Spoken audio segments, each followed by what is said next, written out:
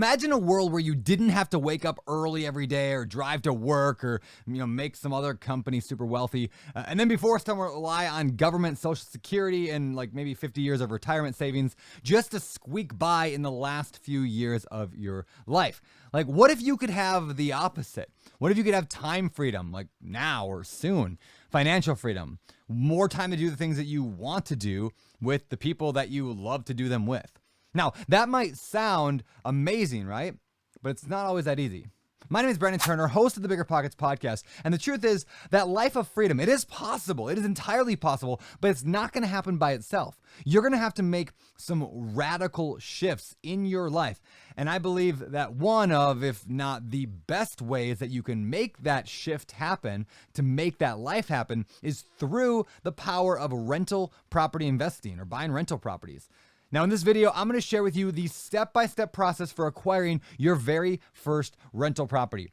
But first, let me share 4 reasons real quick why rental properties are so amazing. Now, maybe I don't need to sell you on it, but listen up. This is cool. First of all, when you buy the right property, you get profit every single month, which we'll call that cash flow. So each property is kind of like this little oil well. Like they pump money out of the ground 24/7. Now, if you get enough units in there, you get, 2, 3, 5, 10, 20, whatever, you get enough, you'll get that freedom that you want. Second, when you buy real estate, you get to use a loan, which means you don't need to have all the money up front to buy it. You can even do it for as low as $0 down. Now, more on that maybe in a second. But here's the cool thing. Over time, that loan gets paid off by your tenants. So you might start by owing like $200,000, but in 15 or 20 or 30 years, that's paid off to nothing.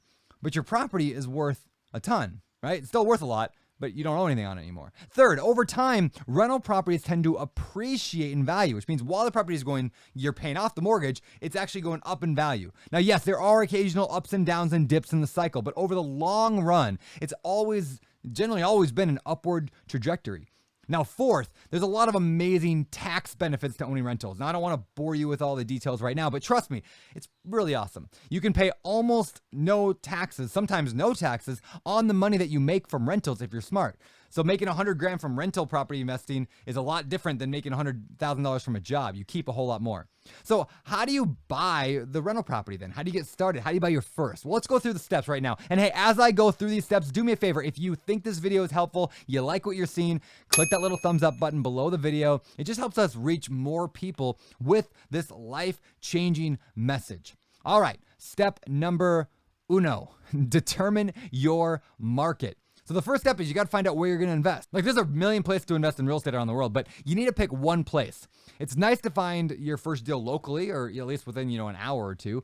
So dig into websites like realtor.com or Zillow.com and start looking around your area at different properties to see kind of what prices look like, kind of get a feel for where prices are higher and where they're lower. Now, if possible, connect with other rental property owners in your area so you can see where they are buying.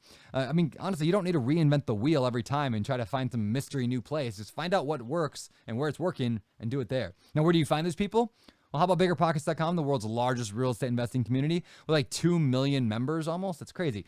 By the way, if you find that prices are just too expensive in your market, you can always invest long distance. For example, I live here in Maui, Hawaii, but I invest in Florida, Ohio, Minnesota, Wisconsin, and Maine. It's doable, but it requires some, we'll call it special handling. So don't miss my friend David Green, his book called Long Distance Real Estate Investing. It is fantastic.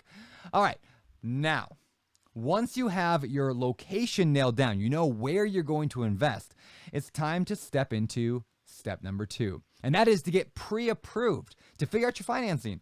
Now, for your first deal, a bank or like a local lender is going to be a great way to get started financing your real estate deal. They typically require 20% down and sometimes a bit more or less for a rental property. But if you're willing to live in the property first for a year, like you buy a duplex, triplex, fourplex, whatever, you live in one of the units, you can get it as low as like 3% down, even 0% if you're a VA loan or USDA loan. So talk with some local lenders to see what you can qualify for, what programs they have.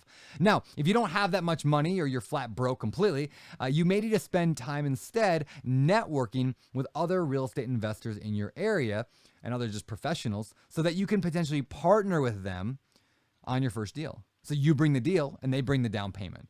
Now it's a bit trickier than what we just talked about, just putting your own money down. But in the words of Jim Rohn, if you really want something, you're going to find a way.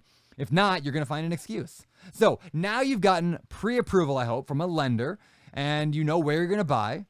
So ready to buy? No, hold your horses, John Wayne. Before you start buying property, you got to build up one more skill, which brings us to tip number 3.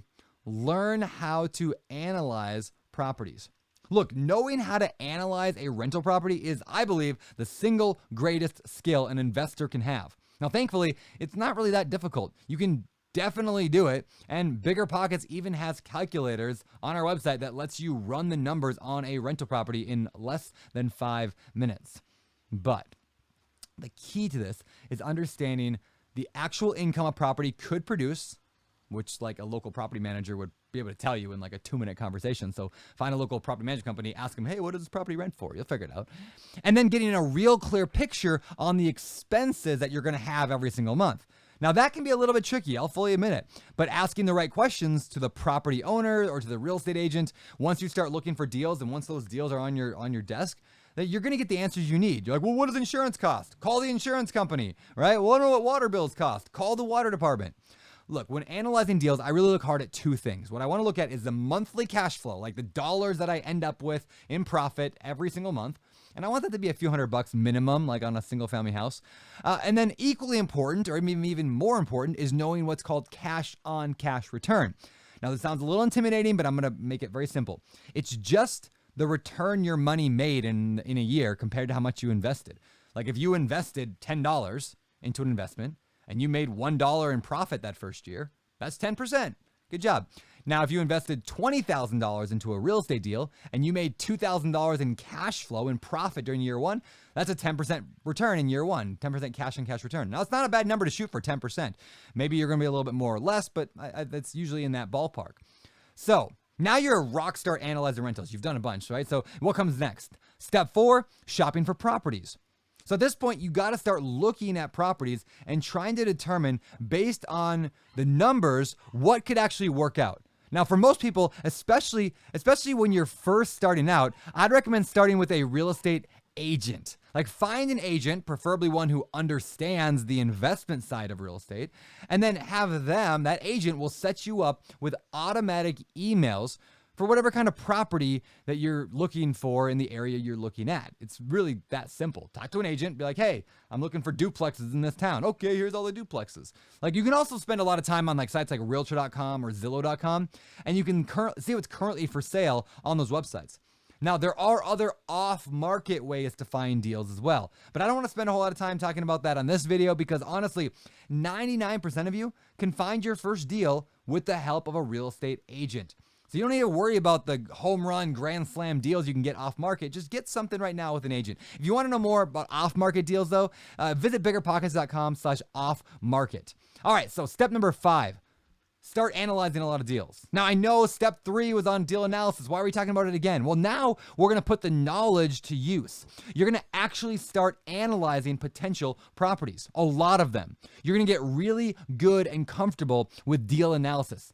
You know, it's kind of like when I first started doing Brazilian Jiu-Jitsu. Like, I didn't know anything. I walked in there, I didn't know anybody, didn't know anything. I struggled. I got, like, pinned or choked out all the time or armbarred, whatever. But now that I've been doing it for almost a year, I still suck, and I'm constantly getting beat all the time. But I'm understanding a whole lot more. Like, the other day, I actually made, like, a 65-year-old woman who was, like, 90 pounds, tops. I choked her out. It was great. Not literally choked her out, but I made her tap out. It was a great moment, right? The point is you won't always be awesome at first. Analyze a few deals every day until you get something that you think you might be able to make it work. And then step 6, make your offer. Look, your real estate agent is going to help you with this. It's not that complicated, but just, in a competitive market, you do have to be quick and smart. You're going to also get rejected all the time. It's okay. Real estate is a numbers game. I probably honestly get maybe 1 out of every 10 or 1 out of every 20 offers we make an offer on accepted. But that's okay, because I just make sure that I'm always offering enough properties, I'm analyzing enough, I'm offering enough, that over time, I do get deals. And I'm always trying to find ways to improve my offers as well. What works better? Can I include a letter with it? Can I be faster? Now, eventually, I do get into negotiation with a seller, and then from there, hopefully get the property under contract. Now, when you do get your property under contract, you're going to have to pay what's called earnest money. Now, earnest money is usually around 1% of the purchase price. So on a $100,000 property, it might be $1,000. And it's basically your pledge. You're saying, here, this $1,000 promises that I'm not going to just walk away from this deal and screw you out of all the weeks of hassle and time. Now, that money is typically refundable to you as long as you either buy the property or you back out for a legitimate reason, like you did an inspection and it was like, you found out there were, a meth lab in the basement. All right. Now we enter step number 7, due diligence. So due diligence is all the stuff you do between signing the contract, so now you're under contract, and then actually closing the deal. So first step, schedule an inspection on the property then from a local property inspector. Your agent will have a good recommendation. They can help you pick that. The agent can also help you pick a title company, which will help do the closing, or an attorney. And they can do all the paperwork there, so agent will help you with that. And if you're buying a tenant that already has, if you're buying a property that already has tenants in it, I want you to make sure you verify that the rental amounts that they said they were getting is actually what they got. Like verify all the income and verify the expenses. Also, line up a property manager during this due diligence time if you don't want to manage it yourself. Get insurance on the property. And then finally, at the end of all that, you're going to sign documents, wire your down payment. The bank's going to wire their money in, and you're going to close on the property, which is pretty exciting, right? But we're not done. There's one last step. You got to manage the property. Step 8, manage efficiently, effectively, and profitably. Your journey isn't over. The best deal in the world can still be destroyed and bankrupt you if you don't manage the property correctly. Now, maybe you're planning to use a professional property manager, and they usually charge around 10% of the monthly rent for their ongoing fee. Now, a property manager can be wonderful. I use them on a number of my properties, but keep in mind, it doesn't completely let you off the hook. You still have to find and vet a great manager, which can be difficult. There's a lot of bad ones out there. And you got to keep an eye on them ongoing because, look, the truth is nobody will ever care about your property the same level that you do. I don't care what you're paying them. Like, they're not going to care like you care. Now, on the other hand, you might self-manage. You might take care of the tenants yourself, which can be rewarding in its own way. And we did it for years, and you're going to save a bunch of money doing that too. But managing tenants does require a bit of knowledge and systems and processes and knowing what you're doing. Now, if you want to learn exactly how I manage my rentals, my wife and I wrote a book on the topic called The Book on Managing Rental Properties. You can get it from a library if you don't want to buy it, or you can get it from Amazon. They got I think it's over now or close to 500 5-star reviews on that. People really seem to like that book a lot. Or you can get it at BiggerPockets.com/store and get a bunch of bonuses with it. But either way, learn how to do it if you're going to do it. Now, if you like this video, don't forget to click that little thumbs up button. Click that little thumbs up button below the video. Follow us here on BiggerPockets for more real estate investing content. And come follow me wherever, I'm on Instagram. I'm like a 13-year-old girl there. So you can find me there at Beardy Brandon. For BiggerPockets.com, my name is Brandon Turner. Signing off.